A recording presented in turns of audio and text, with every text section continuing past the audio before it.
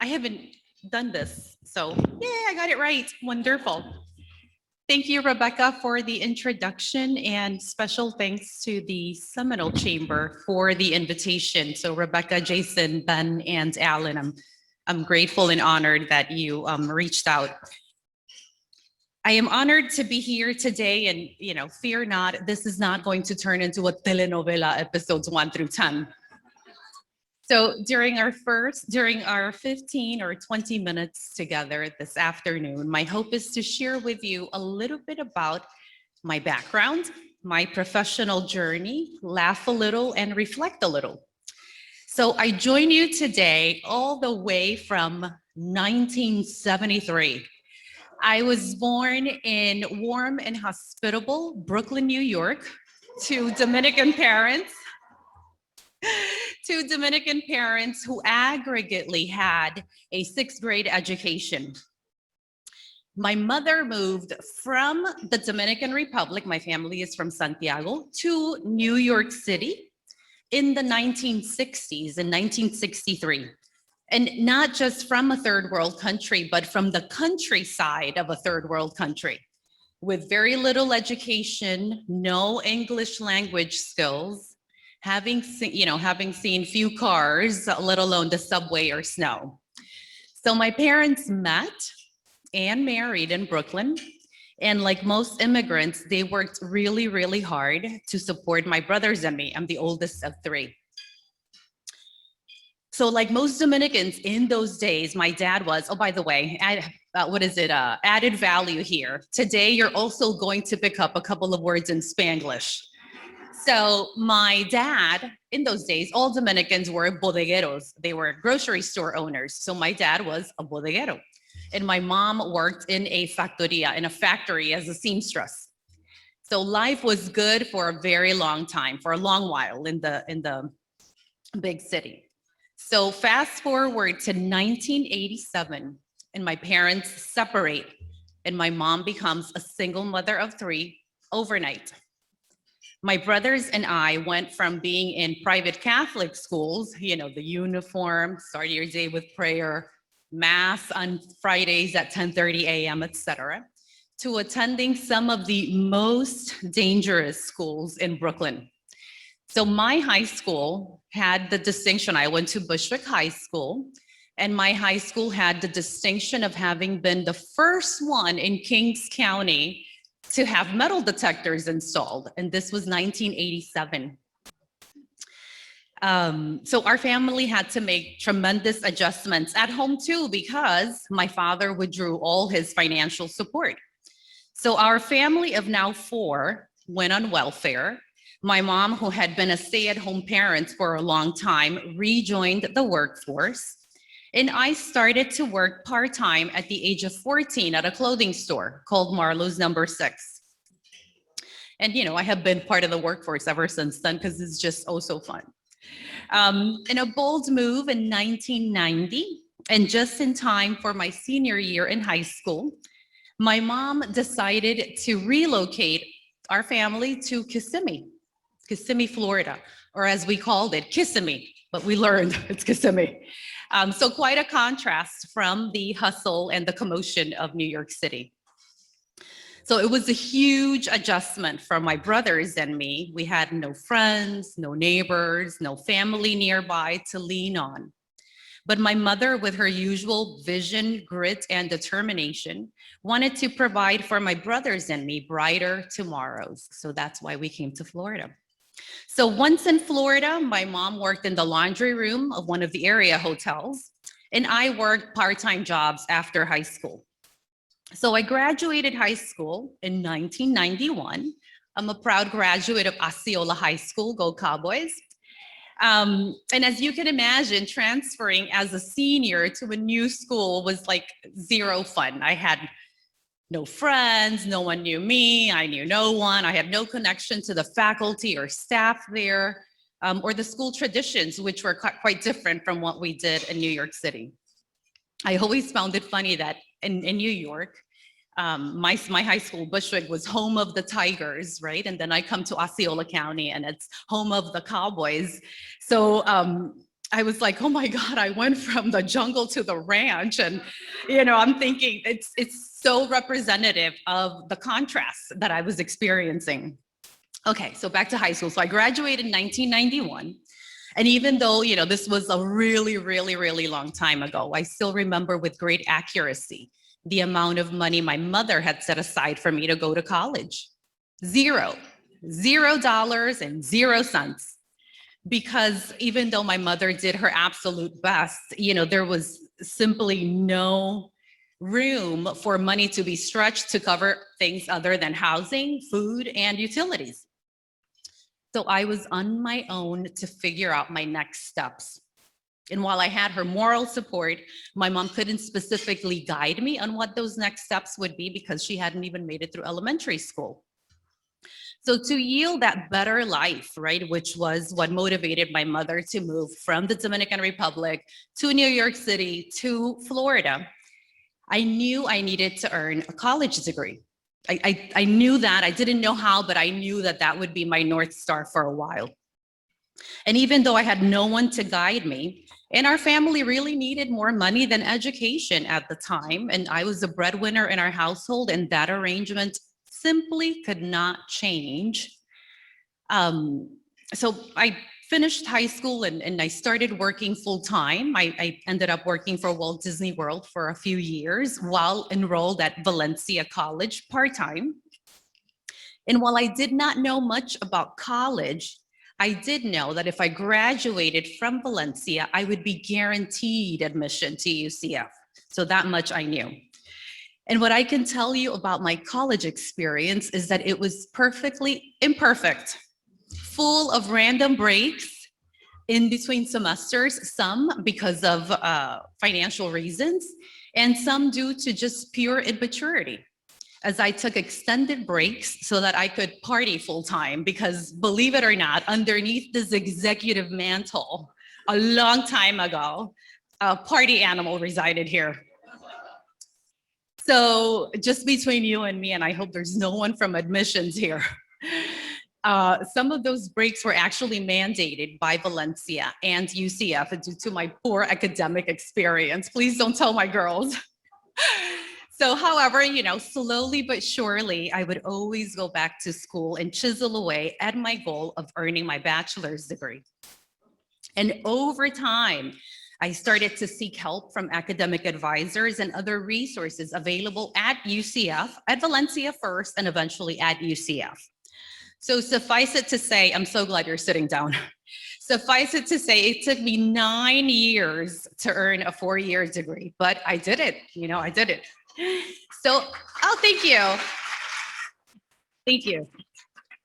So I graduated from high school in 91, and then I graduated with my bachelor's degree from UCF in the year 2000. I worked full-time through it all, made plenty of mistakes. I have some to spare, so if anybody is short on mistakes, please see me. I learned valuable lessons about holding myself accountable, perseverance, using resources available to me, asking for help when I needed it, and having tough conversations with myself about my commitment to the future and the lifestyle I wanted, and how higher education was my key to unlock that future. So via a good friend of mine, Barbara Rodriguez, who now works at Seminole, in the year 2000, I started working at UCF in the office where Barbara worked. The office was called the Office of Student Outreach. And the charge for this office was to expose children from underrepresented communities to higher education via immersive experiences. But this was a grant-funded office, which made me a little nervous because if the grant isn't renewed, the program goes away, and so does the staff that supports the program. So a more permanent opportunity came up at the original UCF downtown campus, which is on Pine Street. And the post was for a facilities coordinator. So part of my charge when I secured that position was to build good working relationships with faculty members who were on campus, who could not conceive of traveling 14 miles to teach. They're like, do I need to pack a lunch? Do I need to bring my passport, etc.? I'm like, we're only 14 miles away. So part of my job was to cultivate good relationships with our faculty members, to build enrollment, to make sure that the downtown community knew that we were there, offering a variety of courses, most in CCJ, most in criminal justice at the time. And in addition to those responsibilities, I also manage the reservations for the building's conference room. So this one responsibility, oversight of the board's room's reservations, would prove to be career defining for me. So via this role, I met the person who would become my leader for the next 17 years at UCF. So the Office of Community Relations was housed at the original UCF Downtown Center, and its director, Helen Donegan, and I interacted frequently around, is the boardroom available, and technology assists when she was in there. And believe me, there were plenty. No one will ever accuse Helen of being tech savvy. So I had interacted with Helen for a while, probably a year plus or so. And one day she comes to my office very suspiciously, and she stands in the doorway and leans against the door frame. And I'm thinking behind my desk, oh my God, what does this white lady want? Mind you, she's Greek. She's Greek, everyone. And she proceeds to ask me, honey, how happy are you here? And I'm sitting behind my desk. I'm like, what is the answer to that? So all I could think of was, I guess I could be happier. And then she proceeded to whisper, because my supervisor at the time was in the office next door. She proceeded to whisper, I am going to create a marketing specialist position in my office, and I want you to apply. And the rest is history. I started working for this incredible leader around 2001. I think it was like in October of 2001. And I have gotten to be part of the most amazing milestones for the University of Central Florida. So exercises like the approval of our stadium, the approval of our College of Medicine, the celebration of our 40th anniversary, the recruitment and installation of new senior executive members, our second iteration of our UCF downtown campus, among many, many more. And let's just be clear, I was never on these sites moving dirt or anything like that. My involvement was always in the public affairs space, building support for these efforts with key constituencies in the external community on whom the university relied on for support. And some of those interactions also took place via one-on-one meetings, educating people that would eventually become wild fans of what we were advancing.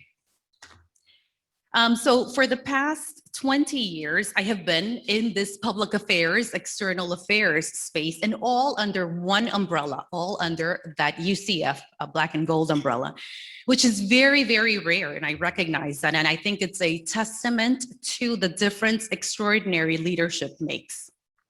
So I first transferred to the Office of Community Relations as a marketing specialist. Then I worked for Helen as her personal assistant for about a handful of years. Then I was promoted to assistant director. Then the leader at the time, our president, John C. Hitt, he leaned on external affairs so heavily and thought of this function as such a pivotal one that he decided to elevate it to its own division. So we went from being the Office of Community Relations to being the Division of Community Relations, with a portfolio of departments that reported to the inaugural vice president, who was Helen, and the AVP, Assistant Vice President, yours truly right here. So then that we executed on wonderful exercises for the university in order to position our leader for success. And in 2017, I was eventually promoted to associate vice president. And somewhere in between that, I earned a master's degree from the College of Education, and that was in 2005. And I also earned an MBA from the College of Business at UCF. So a lot has happened at UCF since 2017. The university has been through several leadership changes at the most senior level. Some of my colleagues and I have become sort of like change management experts and perhaps heavier drinkers.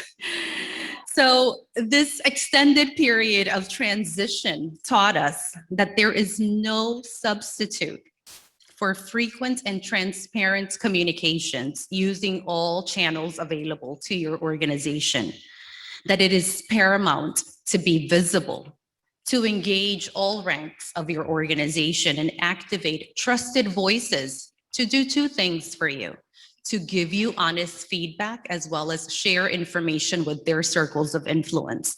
And those are some just a handful of lessons that we have learned. So fast forward to present day, I am very fortunate to have been invited to be part of our new president's team under the Office of the President, Government and Community Relations Unit, where I serve as Associate Vice President and help position the university and our new president, Alexander Cartwright, for success. And there are several aspects of our new president that really give me comfort. He wasn't in the market for a job. He saw a compelling case here in Central Florida and a promise at UCF and chose to come here and lead.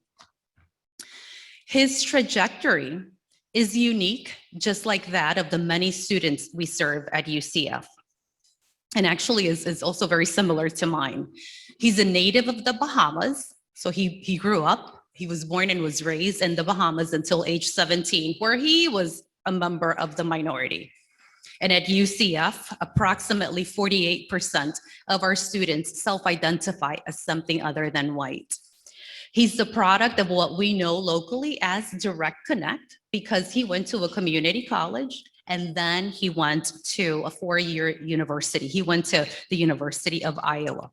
At UCF, about 49% of our student body population is made up of transfer students, many of them from Seminole State. He is a he's a first generation college student, which is a distinction that he shares with about 22% of our student body population. And he and Melinda is our first lady, were both Pell Grant students, meaning students with high financial need.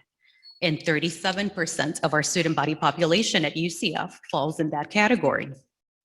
So these unique experiences of President Cartwright touch so many of the identities and experiences of our students.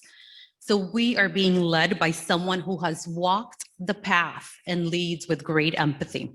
And I look forward to introducing you all to the knight in charge as we are resuming a responsible normal. So as our time together sort of winds down, I wanted to leave you with a few invitations. I invite you to find joy in the everyday hustle. Life is not a dry run, right? In 1999, our family experienced a very unexpected loss, very unexpected. We lost one of my cousins. So she's 6 years older than me. So I was 26, she was 33, and it was a life-defining event for me. So this life event, of course, it was absolutely devastating, and it was the impetus for, as understandable, a roller coaster of emotions, lots of reflection and examination about the type of existence I wanted for myself, the type of life that I wanted to lead. And one of the takeaways, right, from that ongoing exercise is the realization that none of what is happening in this room right now is a dry run. We get no do-overs. And that really prompts me to examine very, very frequently whether or not I am spending my minutes, my hours, that add up to my mornings and my days in alignment with how I want to live this one life. So as one example, we will never get to live another Thursday, May 20th, 2021. Today is our only shot. This is it. This is not a dry run, a dress rehearsal. This is it.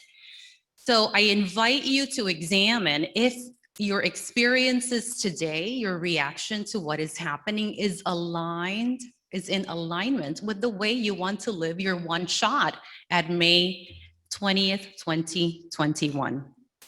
So I invite you to reflect to examine and make sure you are making the most of your one shot at today, demonstrating to those you care about and love that you do, bringing joy to others, and privately expressing gratitude for all that is going right. I invite you to not be a pollo. We all know what pollo is, right? A chicken. I invite you to not be a chicken. Hustle and grit is in my DNA, and it is in yours too. My mother came to this country from a third world country and successfully raised 3 children, achieved home ownership, and much more. So from time to time, when I am presenting with additional projects, expanding responsibilities, and I am fabricating all kinds of excuses as to why I should pass them up, I remind myself of the vision and grit exhibited by my mother, who made such bold moves with such modest resources. And if my mom did all that she did, I'm certainly equipped to do the things I need to do to make things happen and deliver with excellence, or learn tons, thereby increasing my chances to experience success when something similar comes up. So the remarkable thing about my story is that it's not really all that remarkable, as we all have people in our midst who we admire, who we can draw inspiration and even support and counsel from. So I also invite you to find your people, right? Find your people. If you ever needed to move a body, do you have the right people with you, right? Are those people in your circle? So conduct an audit of your circle, our existing relationships, ones that are deep and wide, meaningful, supportive, joyful. Do you have the right board of directors? And if you're nailing it, give yourself a high five. But if there are gaps in your circle, as soon as you identify them, seek to fill them. The right people would really help you move a body if you needed to. I also invite you to not be overburdened by your title. Anyone can be a mentor, a role model, a leader, regardless of what your official title is. I was leading through influence long before I was an assistant director, a director, or whatever. Make a difference where you are. Yes, you are ready.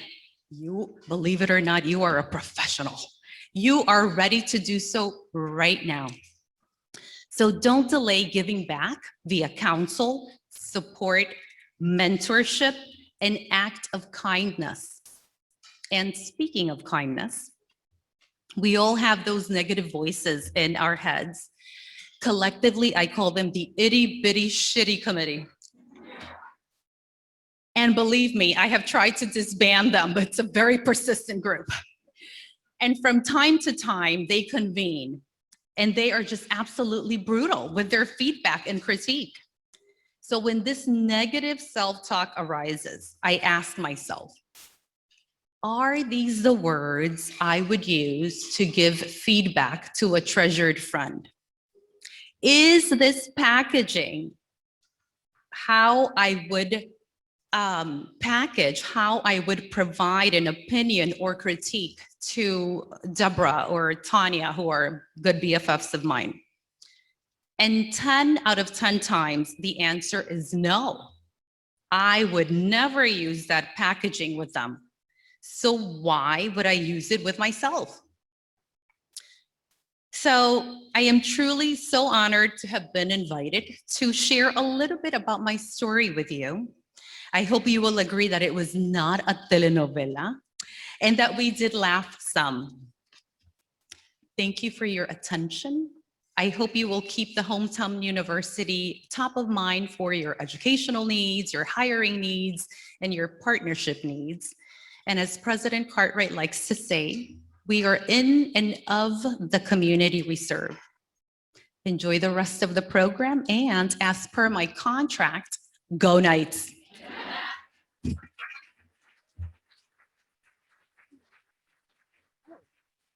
Okay. We're gonna do questions. Okay, sounds good. Okay, sounds good. Let's do it. Do you guys have any questions or comments? I did hear a few woohoos when I mentioned New York City. That's wonderful, wonderful. Yes, sir.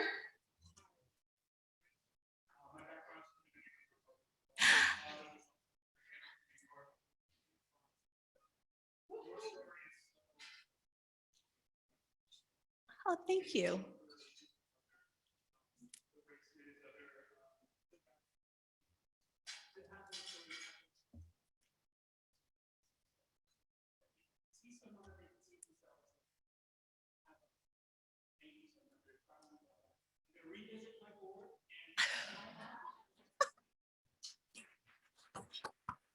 Thank you for sharing. Oh my God, as I worked on my remarks today, I realized that I did not mention my hubby. So I have had a wonderful accomplice for the past 24 years, and my husband Julio, and we have two wonderful girls. But I think I did that on purpose because had I talked about them, it really would have turned into a telenovela, So I'm glad I didn't. Yes, ma'am. Uh, from Santiago to Dominican Republic. So they were super, super poor. So they are from the countryside of Santiago, which is like the second most important city. Actually, it's really the first, but the people from the capital, they sort of dispute that. So they were super poor. So they had a lot of land, but that's not you can't really liquidate land, especially in super poor countries, at least not then. I don't know what it's like now. So it was really to provide a better opportunity to make more money, to be able to support my grandparents back in the Dominican Republic. So my mom is one of 13 children. She's one of 13. And she's also the oldest. So she was the first one who came to the States. And now, fast forward to present day, everybody's here.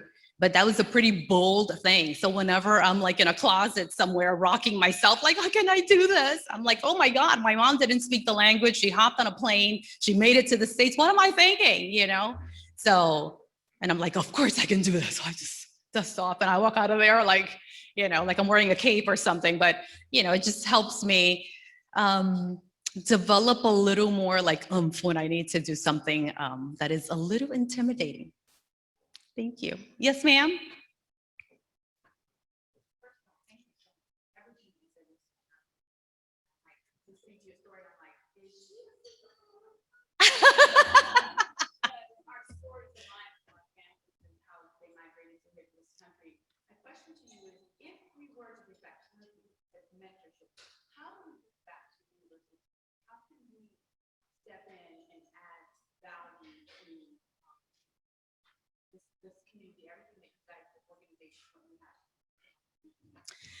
So the question is, how can we give back? How can the community members give back to the university? And honestly, there are several ways in which are you a proud grad?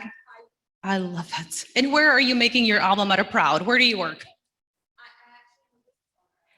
A sole proprietor. Okay. So how can you get back to UCF and how can you engage? So there are a number of ways in which one can do so successfully. So of course, you can become active with our UCF Alumni Association. Number two, there are entities in town, nonprofits specifically, that have mentorship programs. And if you really want to deliver on that, I have two that come to mind. In Valencia, Horizon Scholars is one. The PACE Center for Girls is another one that could use a wonderful positive example, such as yourself. Okay, but back to UCF, everyone. So if you want to help UCF, you can always write a check, we'll take it. Number two, you can hire nights. You can create internship opportunities for nights. You can buy tickets to our games. You can become engaged with our alumni association. You can volunteer to serve on dean's advisory boards. So here's how those boards work. Well, number one, their purpose is to make sure that the curriculum that is being offered in, let's say, a favorite college of mine, College of Business, that the curriculum being offered there is relevant. So the goal, the objective for the advisory board is to provide feedback from industry. So it's a communication vehicle. And every dean has a particular profile for board members. So if they're missing somebody who is in the legal field, or somebody who is in defense, or somebody who is in artificial intelligence or fintech, which is really big here in Seminole, if there is an opening and you have a desire to serve, I'd be happy to elevate your credentials to have the dean make that determination. But there are a variety of ways to support the hometown university. So thank you for your question. Yes, ma'am. Is that Irma? I can't see. It is, it is.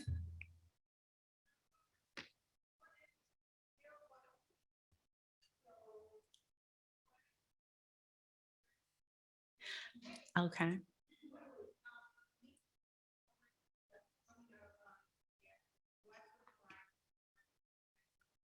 I love it. So two questions. One is, I mentioned that I'm one of three, and what's going on with the other two? They're a hot mess. Those two, they're a hot mess. No, they're not. They are very successful. I am very proud of my brothers. So one is actually a leader in or at Walt Disney World, and he's been there for a long time, maybe 27 years or so. So he is in management at Walt Disney World.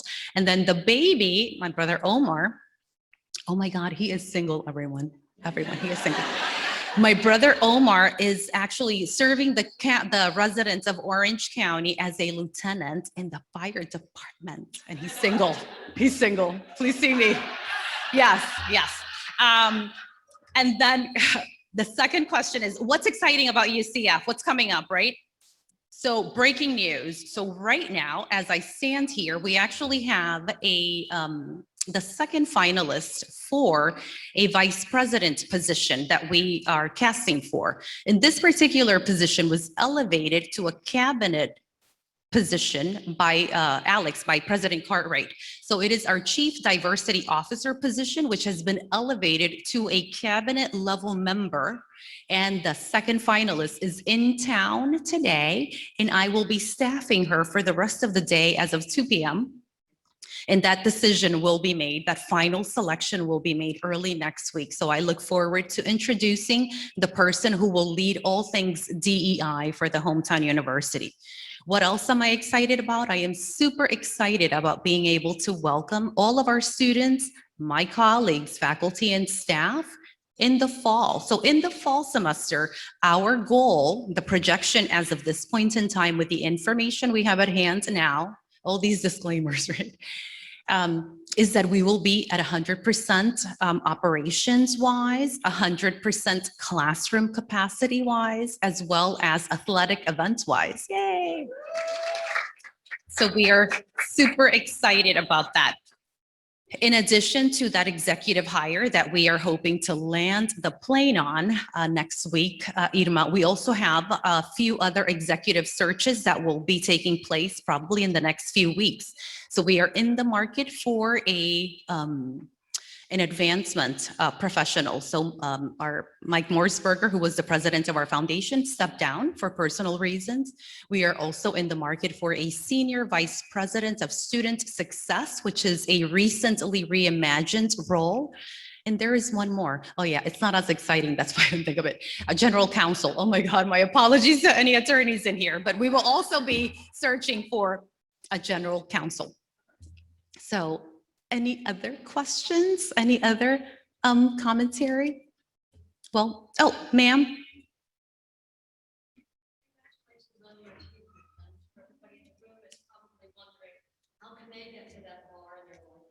Oh, you're so kind. We're growing as a chamber, getting more involved with the rupture behind us. How do you plan to stay involved in the chamber with different types of networking opportunities and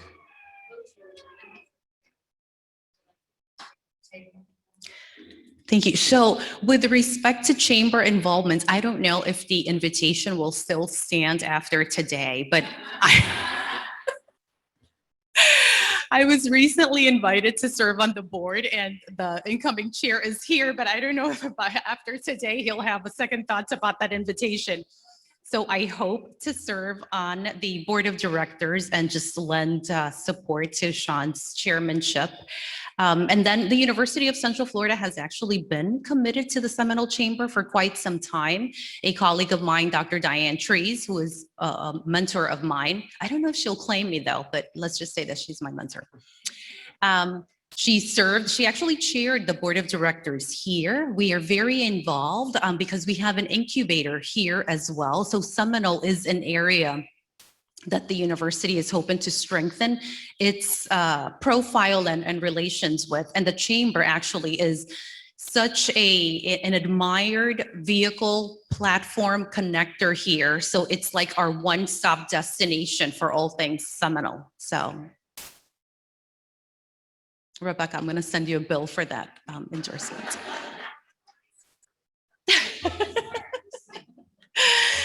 So any questions, any other observations? I'm thrilled to have visited with you guys. It's such a huge honor. I am normally positioning my leadership for these speaking opportunities, but the chamber is very persuasive. It was delightful to visit with you. Thank you for your attention, your questions. Please keep the University of Central Florida top of mind, and just be sure about how you spend your minutes from this point on. That invitation stands. Thank you.